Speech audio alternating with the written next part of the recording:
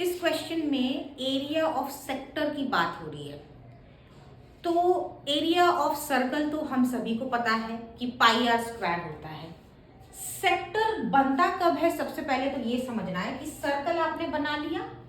अब कोई भी दो रेडियस को आपने जब ये जो सर्कल के सरकमफ्रेंस पर आप जब डाल रहे हैं, इसको टच कर रहे हैं, तो यहाँ पे जो एरिया बन रहा है ना, ये है एक सेक्टर।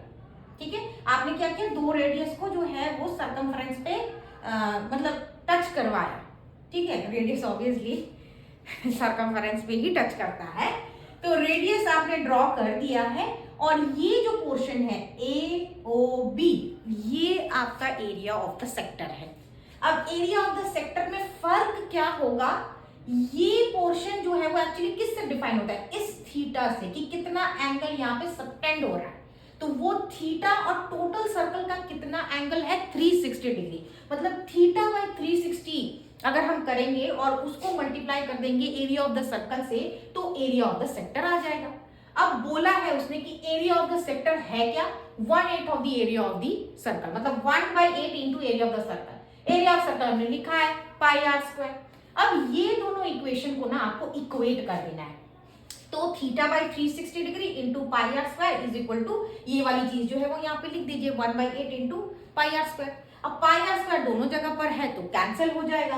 अब कैंसिल हो जाएगा तो क्या बचेगा, थीटा 360 डिग्री और यहाँ पे 1/8। अब मैंने ये आपको कैलकुलेशन करके दिखाया है, आप चाहे तो अपने ऑब्वियसली रफ में करेंगे, पर हमेशा कैलकुलेशन खुद करना सीखिए। तो थीटा अगर आप यहाँ रखते हैं, ठीक है, थीटा अगर आप यहाँ रखते हैं तो देखिए क्या हो रहा है, theta is equal to 360 degree by 8, divide करने से क्या आएगा 45 डिग्री, यानी कौन सा आंसर आया है, option B 45 degree is the answer. इस क्वेश्चन में क्या इंपॉर्टेंट है, एरिया का फॉर्मूला पता होना सेक्टर का, और आप भी बड़े आराम से ये क्वेश्चन जो है वो कर सकते हैं। अगर आपको वो नहीं समझ में आया तो कुछ भी अगर आप यहां तक भी लिख के आ रहे हैं कि area of sector is equal to 1/8 into pi R square, तो भी कुछ गुंजाइश जो है वो आपकी हो जाएगी।